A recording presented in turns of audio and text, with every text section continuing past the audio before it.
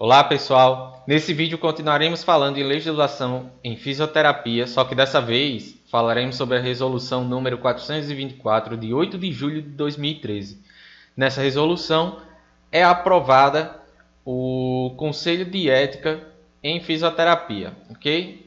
Então, aqui nessa resolução a gente vai relembrar o que o fisioterapeuta pode fazer, o que ele não pode fazer de frente ao seu campo de trabalho, de frente ao paciente, frente aos seus companheiros, à sua equipe, ok? Então, esteja também lendo o texto puro da lei. Então, coloca no Google, resolução 424 depois, leia inteiro, porque aqui no vídeo pode ser que a gente não traga todos os artigos, todos os parágrafos, porque aqui a gente vai focar principalmente nas coisas que mais caem em concursos públicos, ok? É tanto que essa é a parte 1, haverá outras partes, além do que também terá uma parte só sobre questões de concurso público referente a essa resolução. Então vamos começar, e eu já começo aqui dizendo para você ter cuidado em separar a resolução do COFITO 10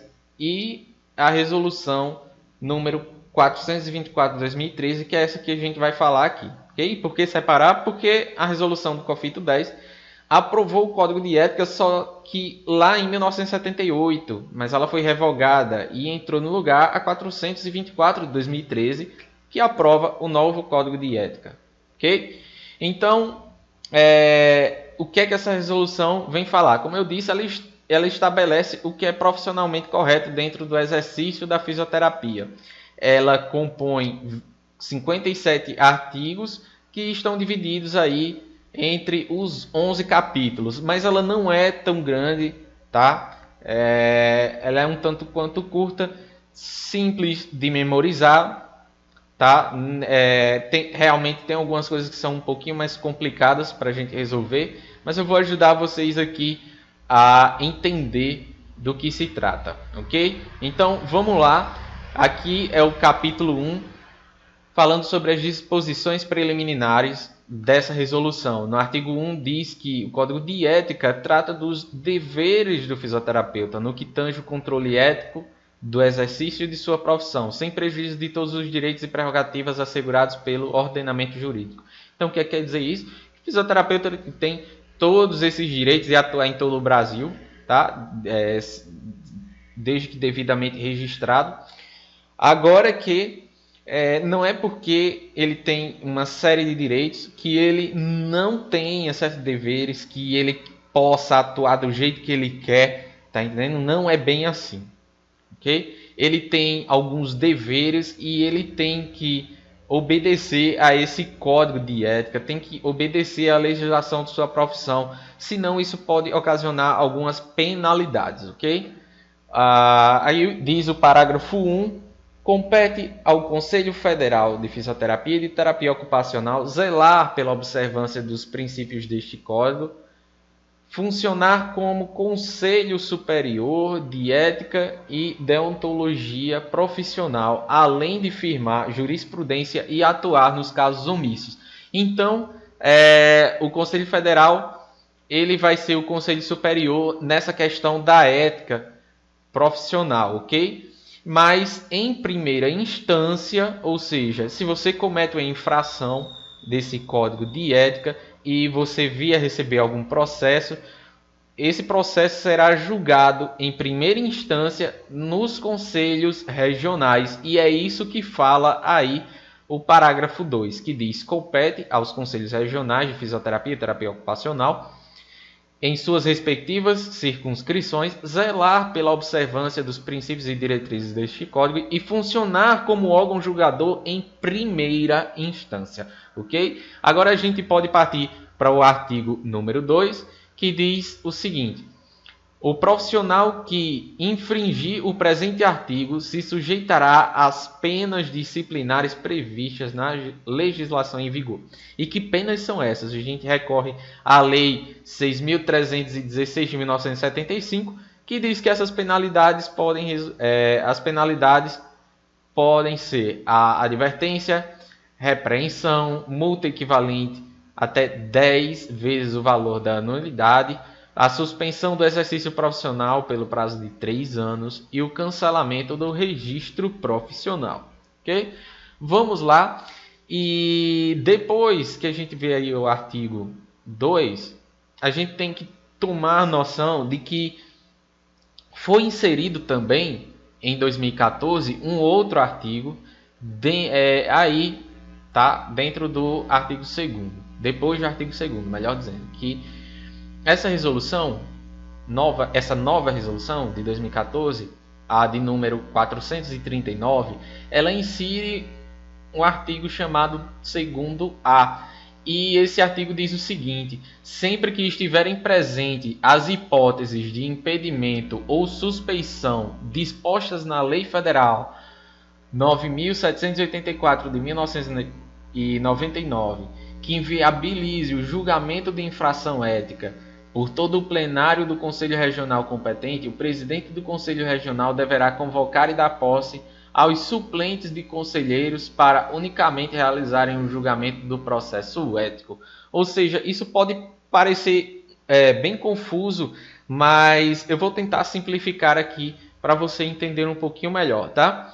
O que acontece? Digamos que você cometeu uma infração do Código de Ética e esteja sendo processado.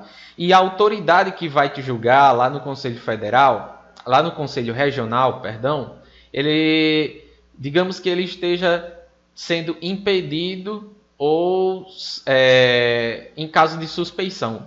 O que é que vai acontecer? Essa autoridade ela vai ter que dar lugar a um suplente para que ele possa julgar o processo no lugar daquela autoridade, ok? Então, o que na verdade é impedimento e o que é suspeição?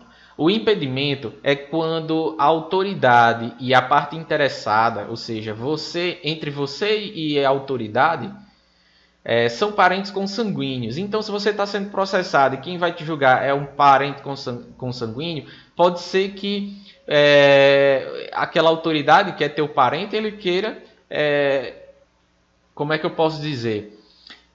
Ele pode julgar ao seu favor, ou seja, não vai ser um julgamento justo. Da mesma forma a suspeição, só que a suspeição, ao invés de ser um parente consanguíneo, pode ser uma amizade íntima, tá entendendo? Então, é justamente isso. Se houver entre as partes amizade ou parentesco até o 3º grau, o que é que isso vai ocorrer? Essa autoridade que vai te julgar, ela tem que sair para dar lugar a um suplente que possa te julgar imparcialmente, ok? Então, vamos lá. Aí a gente parte já para o artigo 3º, que vai dizer assim: para o exercício profissional da fisioterapia, é obrigatória a inscrição no Conselho Regional da circunscrição em que atuar na forma da legislação em vigor, mantendo obrigatoriamente seus dados cadastrais atualizados junto ao sistema COFITO e dos CREFITOS. Então, simplesmente é que quando você se forma e que você faz o requerimento da sua carteira profissional, tá?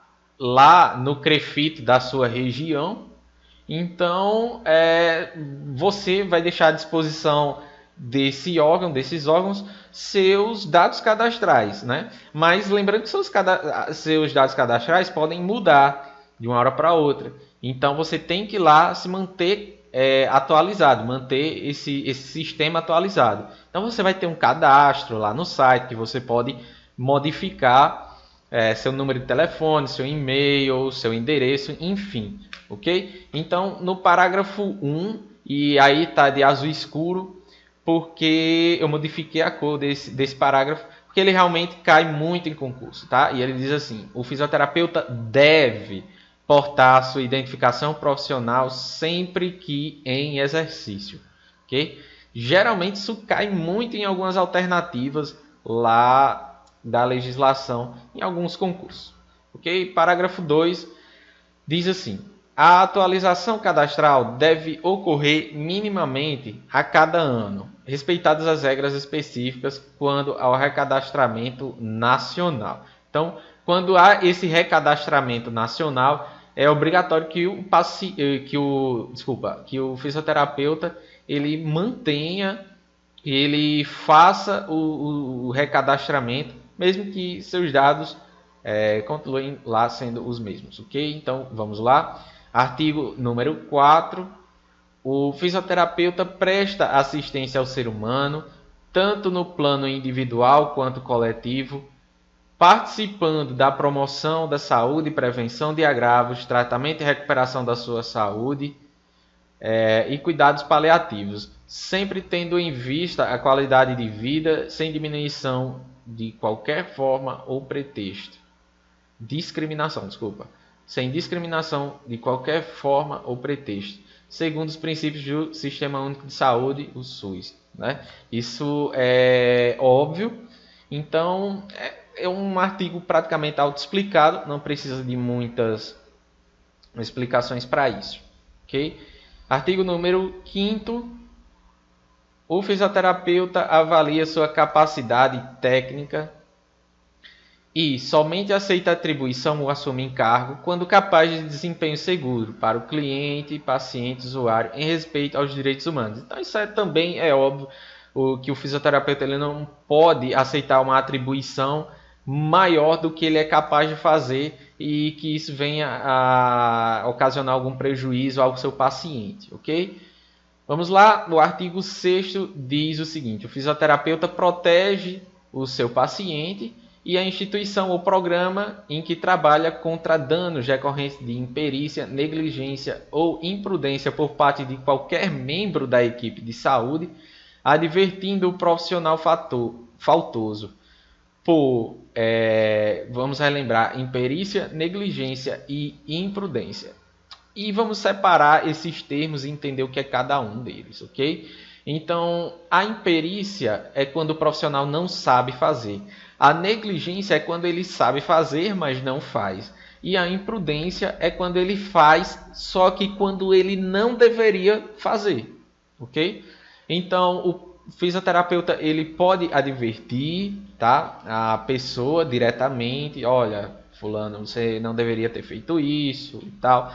Mas há situações em que ele deve comunicar a chefia imediata ou a autoridade competente, tá? E quando é que ele deve comunicar? É aqui no artigo 7, onde diz quando o profissional ele tenha conhecimento de algum ato que seja tipificado como crime, contravenção ou infração ética, ok? Isso, obviamente, quando é imperícia, negligência ou imprudência, ele também pode comunicar à autoridade competente, à chefia imediata, mas dependendo aí do grau, né? Você vai ficar comunicando à chefia imediata qualquer coisa, tá? Quando for algo simples, que é fácil de ser resolvido, resolve-se ali entre a equipe mesmo, ok? Então vamos lá para o artigo 8, que diz o seguinte: o fisioterapeuta deve se atualizar e aperfeiçoar seus conhecimentos técnicos, científicos e culturais, amparando-se nos princípios da beneficência e da não maleficência, no desenvolvimento de sua profissão, inserindo-se em programas de educação continuada e educação permanente. Então, esse artigo ele fala, também muito autoexplicado, fala da importância da educação continuada, da educação permanente, principalmente numa área da saúde, numa área científica como a nossa, que o conhecimento está todo o tempo se modificando, se aprimorando, né? E lembrar de não confundir, tá? O seguinte, pode ser que nas alternativas de concurso ele possa trocar o termo não maleficência por somente maleficência. Quando ele traz dizendo o seguinte, que o fisioterapeuta ele deve se amparar nos princípios da beneficência e da maleficência, tá errado, tá? É da não maleficência, ok? Então, vamos passar para o artigo 9º, tá? E ele vai dizer o seguinte: constituem-se em deveres fundamentais do fisioterapeuta segundo a sua área e atribuição específica. Então, é dever do fisioterapeuta, frente à sua área, frente à sua atribuição, frente ao seu exercício profissional, assumir a responsabilidade técnica por serviço de fisioterapia em caráter de urgência, quando designado ou quando for o único profissional do setor, ok? Atendendo à resolução específica. Então, é bem simples esse item de entender que o fisioterapeuta ele deve assumir essa responsabilidade quando houver uma urgência, principalmente se naquele setor não houver mais nenhum ou outro profissional fisioterapeuta, e só houver ele. Então, ele deve ir assumir lá essa responsabilidade, ok?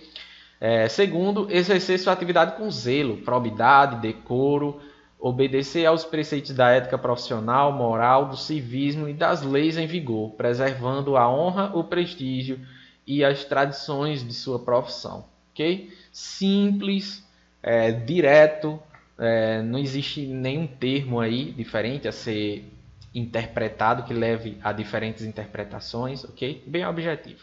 Terceiro, utilizar todos os conhecimentos técnico-científicos ao seu alcance e aprimorá-los contínua e permanentemente. Aí você vê aí, pegando novamente o conceito da educação continuada, educação permanente, né?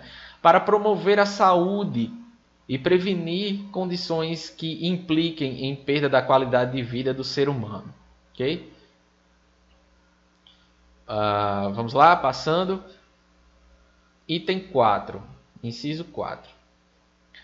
Manter segredo sobre fato sigiloso de que tenha conhecimento em razão de sua atividade profissional e exigir o mesmo comportamento do pessoal sob sua direção, salvo situações previstas em lei. Okay? Então isso tem a ver com o sigilo profissional, né, comum entre todas as atividades de saúde, só que esse sigilo ele pode ser quebrado, tá?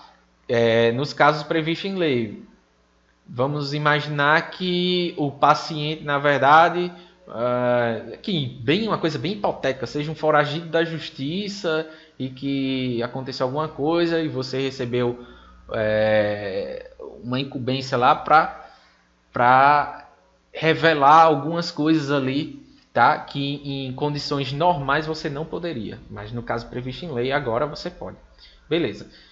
O quinto, colocar seus serviços profissionais à disposição da comunidade em caso de guerra, catástrofe, epidemia ou crise social, sem pleitar vantagem social incompatível com o princípio da bioética e de justiça. Ok? Então, simples. Quando houver aí uma crise, catástrofes, guerras, o profissional ele se coloca à disposição sem que isso lhe dê nenhuma vantagem, ok? Sexto, oferecer ou divulgar seus serviços profissionais de forma compatível com a dignidade da profissão e a leal concorrência. Então, concorrência desleal e a falta da dignidade na forma de oferecer esses serviços pode ocasionar, sim, infração no Código de Ética e penalidades, tá? Multas e por aí vai.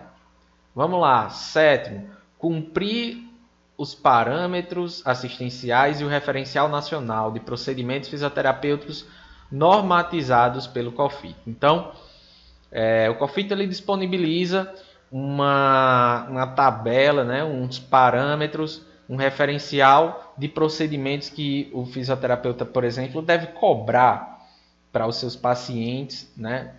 E quando o profissional cobra muito menos do que esse referencial, ou muito mais, ele está infringindo, sim, o Código de Ética. E quando ele cobra menos, é até uma concorrência desleal, né, aos seus colegas que estão cumprindo ali com a tabela. O oitavo diz aqui: cumprir e fazer cumprir os preceitos contidos neste código, independente da função ou cargo que ocupa, e levar ao conhecimento do Conselho Regional de Fisioterapia e de Terapia Ocupacional o ato atentatório a qualquer de seus dispositivos, salvo as situações previstas em legislação específica. Então, independente do cargo que ocupa lá o fisioterapeuta, se ele tem um conhecimento de que alguma coisa está sendo errada ali, está acontecendo errado, ele deve sim comunicar ao Conselho Regional, tá? para que ele possa vir a tomar as providências. E o artigo 10 é proibido ao fisioterapeuta. O que é proibido ao fisioterapeuta? Negar a assistência ao ser humano ou à coletividade em caso de indubitável urgência. Isso é óbvio, né? Tá lá uma situação inegável de urgência e o profissional lá que tem competência para assumir aquela situação, gerenciar aquela situação, é que se nega. Isso é até um atentado contra a vida, né? Vamos dizer assim. Segundo, é proibido recomendar, prescrever e executar tratamento ou nele colaborar quando desnecessário, quando esse tratamento é proibido por lei ou por ética profissional, atentatório à moral ou à saúde do paciente, ou se é praticado sem um consentimento formal do paciente ou do representante legal, né? Quando se tratar de um menor ou incapaz. Vamos lá? Terceiro, das coisas que são proibidas. É proibido praticar qualquer ato que não esteja regulamentado pelo Conselho Federal de Fisioterapia e Terapia Ocupacional. Quarto, autorizar a utilização ou não coibi-la, mesmo a título gratuito, de seu nome ou de sociedade que seja sócio, para atos que impliquem na mercantilização da saúde e da fisioterapia em detrimento da responsabilidade social ou socioambiental. Então, mesmo que você não cobre, se o seu nome está sendo utilizado aí para gerar algum tipo de mercantilização da saúde ou da fisioterapia, sim, você está infringindo o código de ética da fisioterapia. Ok? E é bem importante memorizar isso aí, porque eu modifiquei até a cor também para dizer que ele cai bastante em concursos, ok? Então, geralmente, ele vai dizer assim que não é proibido autorizar a utilização, tá ok? E na verdade é bem proibido isso aí. O quinto também cai bastante em concurso e diz assim que é proibido divulgar para fins de autopromoção, declaração, atestado, imagem ou carta de agradecimento emitida por cliente, paciente, usuário ou familiar deste em razão de um serviço profissional prestado. Imagine aí que um profissional ele atende um paciente, o atendimento é bem sucedido, aí o profissional ele pede para que o paciente escreva uma carta, pede para que escreva, sei lá, um bilhete, uma declaração, e que ele divulgue, ou que mesmo o profissional divulgue aquilo, tá entendendo? E não pode, tá? Então vamos lá para a sexta, que vai dizer assim: deixar de atender a convocação do Conselho Regional de Fisioterapia e de Terapia Ocupacional a que pertencer ou do Conselho Federal de Fisioterapia e Terapia Ocupacional. Então vamos lá, se o profissional fisioterapeuta ele é chamado a comparecer lá ao Conselho Regional ou Conselho Federal e ele simplesmente não quer ir, nem justifica, nem nada. O que é que vai acontecer? Vai sofrer penalidade, ok? Então, vamos lá. Sétimo, é proibido usar da profissão para corromper a moral, os costumes, cometer ou favorecer contravenções e crimes, bem como adotar atos que caracterizem assédio moral sexual. Isso nem precisa comentário, né? Tá muito simples de entender. 8. É proibido induzir a convicções políticas e filosóficas, morais, ideológicas e religiosas quando no exercício de suas funções profissionais.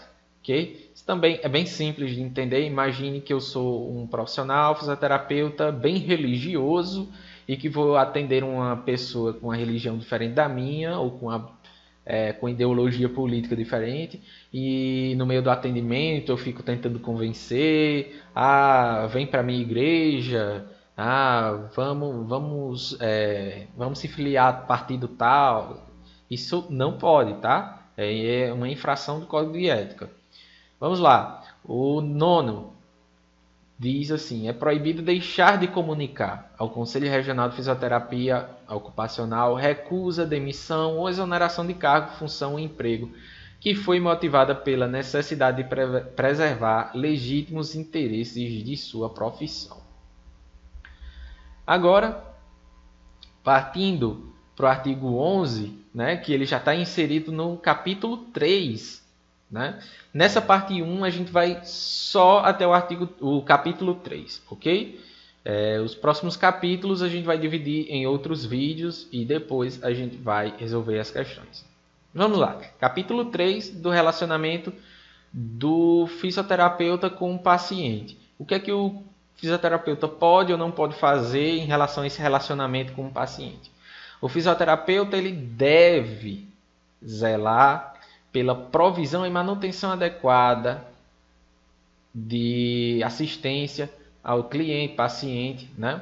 Amparados em métodos e técnicas reconhecidos ou regulamentados pelo Conselho Federal de Fisioterapia e Terapia Ocupacional. Ou seja, eu não posso aplicar no meu paciente técnicas, metodologias que não são reconhecidas pelo Conselho Federal, não são reconhecidas dentro do campo da fisioterapia, que pior ainda quando não são reconhecidas por ciência nenhuma, né? Porque a fisioterapia deve ser exercida com respaldo científico, ok? Artigo 12. O fisioterapeuta deve se responsabilizar pela elaboração do diagnóstico fisioterapêutico, instituir e aplicar o plano de tratamento e conceder a alta para o paciente ou, quando julgar necessário, encaminhar o mesmo a outro profissional. Okay? Simples, fácil de memorizar. Né? O paciente vai atender, ele deve se responsabilizar pelo atendimento, né, pela elaboração de um diagnóstico fisioterapêutico, não diagnóstico médico. Tem que separar muito bem isso. Tá? Tem que ter muito cuidado. Se uma questão de concurso diz lá que o fisioterapeuta é responsável pela elaboração de diagnóstico médico ou diagnóstico clínico, tem que ter muito cuidado. É diagnóstico fisioterapêutico, tá? Que é diferente. E ele vai instituir realmente o plano de tratamento, ele vai conceder a alta da fisioterapia e quando ele achar necessário, quando essa atribuição pode, às vezes, estar além da capacidade dele, ele pode se encaminhar esse paciente a outro profissional, tá? E no artigo 13, o fisioterapeuta deve zelar para que o prontuário do paciente permaneça fora do alcance de estranhos à equipe de saúde da instituição, até mesmo prezando pelo sigilo profissional, né? Então, se todo mundo tem acesso ao prontuário de um paciente, de um determinado paciente, onde é que está o sigilo, né? Profissional? Salvo quando outra conduta seja expressamente recomendada pela direção da instituição e que tenha amparo legal. Então tenham muito cuidado com essas palavras também, salvo, exceto, elas vão se repetir aqui nesse texto de lei, tá? E as questões de concurso elas vão querer omitir essa palavra e quando omite, quando ela não está presente, torna a alternativa errada, ok? Vamos lá. O artigo 14 constituem-se deveres fundamentais dos fisioterapeutas relacionados à assistência ao paciente. 1. Respeitar a vida humana desde a concepção até a morte, jamais cooperando em ato que voluntariamente se atente contra ela ou que coloque em risco a integridade física, psíquica, moral, cultural e social do ser humano. Então, o fisioterapeuta ele jamais pode cooperar em um ato contra a vida, né?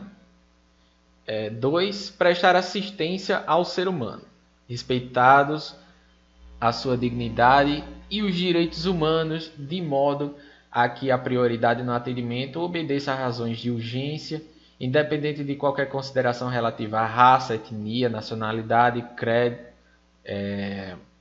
credo sociopolítico, gênero, religião, cultura, condições socioeconômicas, orientação sexual e qualquer outra forma de preconceito, sempre em defesa da vida.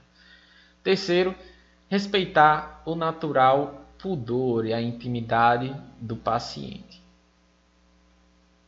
Quarto, respeitar o princípio bioético de autonomia, beneficência e não maleficência. Lembrando novamente esse termo, não maleficência, hein? Se lembra dele, não esquece, não confundir com maleficência, ok? Então, respeitar o princípio bioético de autonomia, beneficência e não maleficência do paciente e decidir sobre sua pessoa e seu bem-estar. Informar o cliente, paciente ou usuário quanto à consulta fisioterapêutica, diagnóstico e prognóstico fisioterapêuticos, objetivos de tratamento, condutas e procedimentos a serem adotados, esclarecendo o seu responsável legal. Sexto, prestar assistência fisioterapêutica respeitando os princípios da bioética. E aí, galera, antes de a gente falar sobre o que é proibido o fisioterapeuta fazer com o paciente, ok? Vocês podem ver aí, notar a presença de vários itens, 1, 2, 3, 4, e chega às vezes até ser cansativo. Mas não quer dizer que você precisa decorar todos, tá? Mas memorize a essência de cada um, que é permitido e o que não é permitido. A essência, você não precisa decorar tudo, porque pode ter um termo-chave, por exemplo, que inviabilize a resposta da questão, ou seja, torne ela errada, tá ok? Então é só usar o bom senso. Às vezes o que resolve a questão não é decorar, mas é o bom senso, tá? E agora a gente vai para o artigo 15, que é onde a gente vai falar sobre as proibições do fisioterapeuta em relação ao paciente. É proibido abandonar o paciente em meio ao tratamento sem a garantia de continuidade de assistência, salvo por motivo relevante. Ok? Então, lembra aí, ó, palavra-chave que deve estar inclusa quando houver alternativa. Se somente disser alternativa que é proibido abandonar um cliente em meio ao tratamento, está errado. Porque o fisioterapeuta ele pode, mas somente por motivo relevante, ok? Então, de alguma forma ele pode. Ele só não pode fazer isso corriqueiramente. Então, como está destacado aí em azul escuro, essa é porque cai bastante em concursos, ok? E geralmente é com essa omissão aí do salvo, ok? Esse salvo ele está omitido e acaba deixando a questão, a alternativa incorreta. Vamos lá. A 2 também cai muito em concurso e diz assim: é proibido dar consulta ou prescrever tratamento fisioterapêutico de forma não presencial, salvo em casos regulamentados pelo Conselho Federal de Fisioterapia e Terapia Ocupacional. É permitido, por exemplo,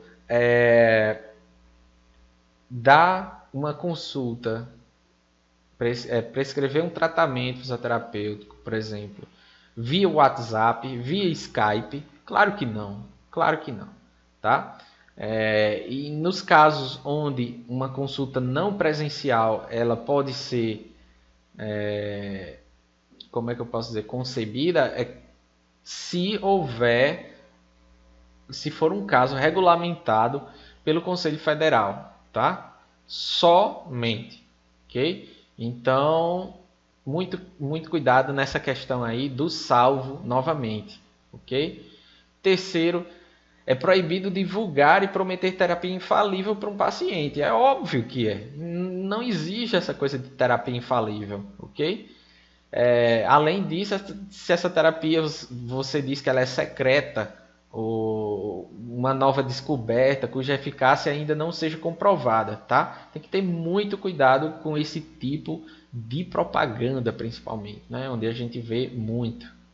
E o quarto, que também cai em concurso, diz o seguinte: é proibido prescrever tratamento fisioterapêutico sem realização de consulta, novamente, exceto em caso indubitável de urgência, ok? Muita atenção à palavra exceto, muita atenção à palavra salvo, ok? Vamos lá, quinto, que também cai bastante em concurso. Inserir em anúncio ou divulgação profissional, bem como expor em seu local de atendimento ao trabalho, nomes iniciais de nomes, endereço, fotografia, inclusive aquelas que comparam quadros anteriores e posteriores. Ou seja, aquele antes e depois. Sabe que às vezes a gente vê em propagandas, às vezes a gente vê também profissionais fazendo isso no Facebook, às vezes no WhatsApp, e não pode, tá? Não pode fazer isso em redes sociais. Okay? E quando é que pode? É quando esse tipo de publicação fizer parte de divulgação de comunidades, eventos acadêmicos, científicos, ou seja, e com autorização formal do paciente. Na rede social, mesmo se tiver autorização do paciente, não pode fazer, ok? Não pode. Então, leia direitinho esses 5, esse inciso 5º, memoriza ele, tá? E a gente vai passar para a parte 2 dessa aula, ok? Em breve terão questões de concurso também para a gente resolver sobre essa resolução. E desde já se inscreve no nosso canal, deixa seu joinha, deixa seu comentário e ajuda a gente no desenvolvimento desse projeto. Até o próximo vídeo.